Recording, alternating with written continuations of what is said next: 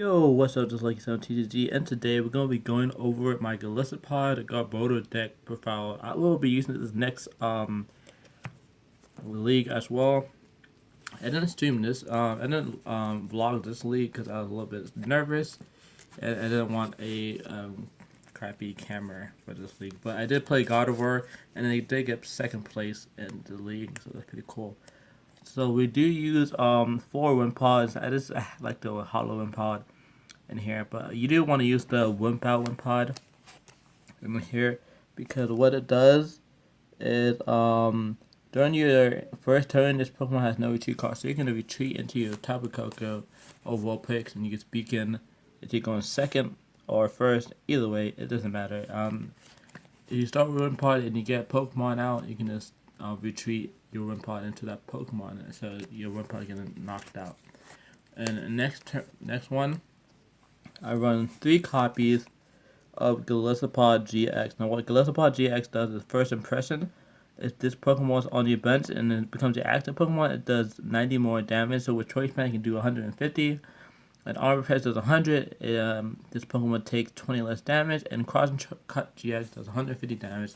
And you can retreat it into one of your bench Pokemon like Tapu Koko or another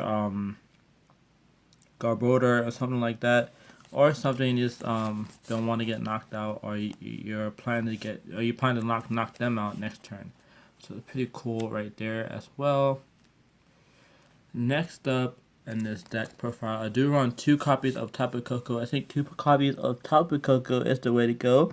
With that Flying Flip ability, this attack does 20 more damage to each of your opponent's Pokemon. Don't apply weaknesses and resistance. So this is a free retreater as well, and it has 110 HP, but it does get one-shotted by a Sylveon and other evolutions and other Pokemon and stuff like that. So it is a pretty easy Pokemon knockout, but it's still a good Pokemon in this deck. So that free retreat cost comes in handy sometimes when you don't have full stones or anything. This is just a cheaper version of the deck. Next up, I do want 4 copies of Trubbish, one from Breakpoint, and the other is from Guardian Horizon. So I want 4 copies of Trubbish. I do not have the other Garbodor, but I do want 2 copies of Trash Lance Garbodor in here. Don't have the other copy yet, but this is the beginning of the channel, and we're trying to get better as the days goes by.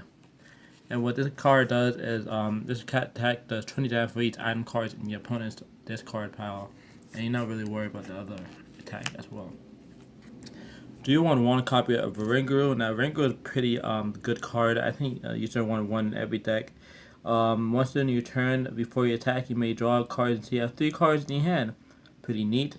And the second attack, this attack does 20 more damage times the amount of energy attached to your opponent's active Pokemon. Not your active Pokemon, your opponent's. So you don't count your energy, you count your opponent's energies. So just to give you a heads up, because I tried to do that once, and no, you can't. And last but not least, I do want 1 copy of Alolan Vulpix. Like, begin attack, search your deck up for up to 2 Pokemon, reveal them, and put them into your hand and stuff for your deck. So pretty cool. You're getting your Golisopod out, your Tapu Koko out, your Troish, or any Pokemon that you may want.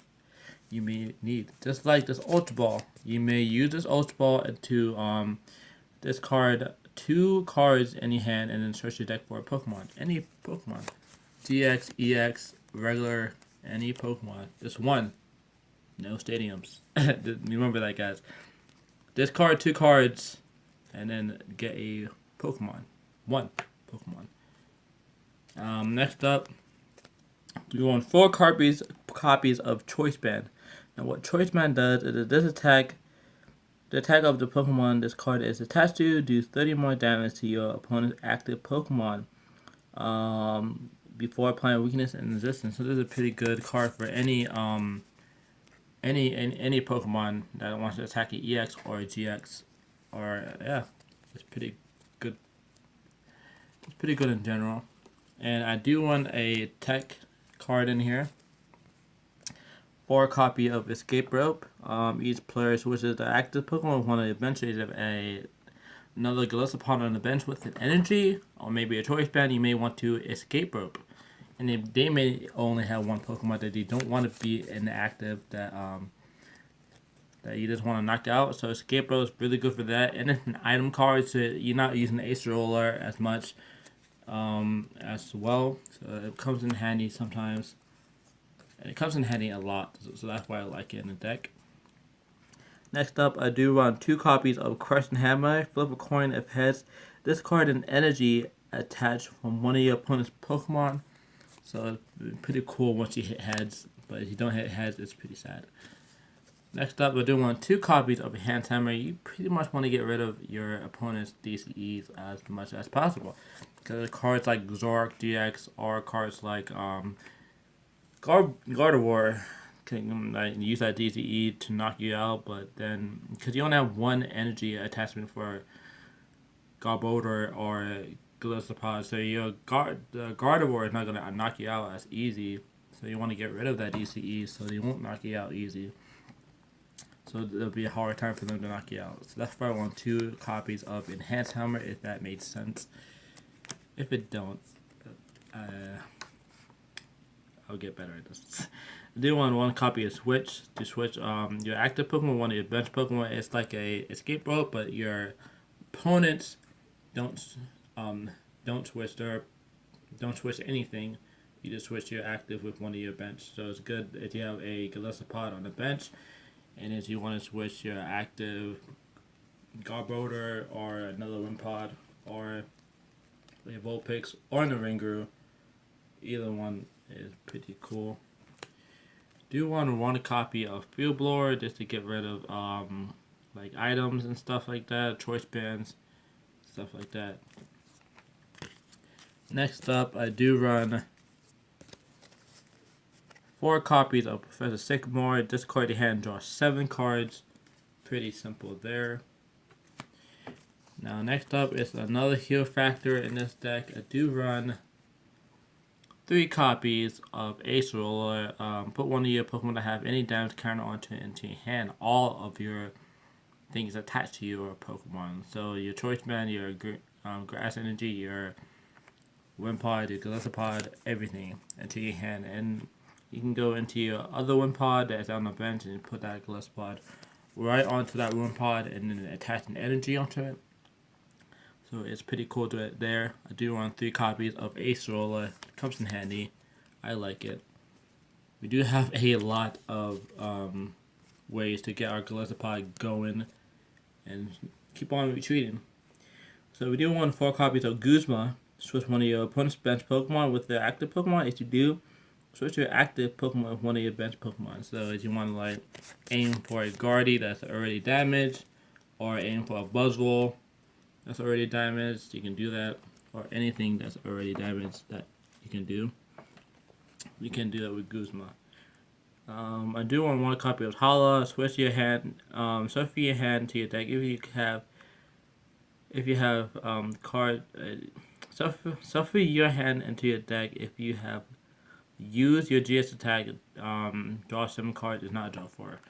So it's pretty good in this deck if you already use your GS attack in the beginning. If not, then you're drawing 4, which is okay, but not the best. Next up, I do want 1 copy of Gladian. Now, people don't use this card as much, so if you're prizing a Golisopod, maybe 2 Golisopod, you may want to use Gladian your first turn of the game and get that Golisopod out. Or anything else that you have prized you want to get out, you can use Gladian. That's why I like Gladian. Do want 1 copy of Judge. Now what Judge does is each player shuffle his or her hand into his or her deck and then draw 4 cards. So people don't see this coming and they get surprised because they have a huge 7-card hand in the beginning. And then they use Judge and now they have 4. And then they draw into 5. So it's pretty cool there. Do want 1 copy of Judge. Do want 1 copy of Shana. Shuffle your hand and draw 5. Pretty standard right there. But when the new Luzamine comes out, you're drawing 6. So, sorry, Shana. You're gonna have to go when she comes out. Now it's time for the energy count. I do run 4 copies of 2 copies of DCE, one copy of Warp Energy. Well, now what Warp Energy does is when you attach this card to your active, it switches to one of your bench Pokemon. So it applies other colors of energy. So it's pretty cool. Like you have a Garbodor up there, you may use Warp Energy to get that Garbodor out, or you may use a Warp Energy to get your Golisopod out to another Golisopod, and that bench Golisopod can attack again. So that's why I like Warp Energy. I made put more. I mean, I have more, but Warp Energy, I only have one of them, and I may have to put more Warp Energy here instead of Psychic Energy. That's why I like Warp Energy in here, because it counts as the colors. And then next up, but not at least, I do want 3 copies of Psychic Energy for the Garbodor matchup. Don't have any Rainbow Energies on me right now, but I do have 3 copies of Psychic Energy. And that sums up for the deck profile. Hopefully, you guys like this deck profile. So yeah, hopefully you guys like it. Just like this video if you guys are new, subscribe to the channel. And this has been Lucky7TCG, and I am signing out. Peace.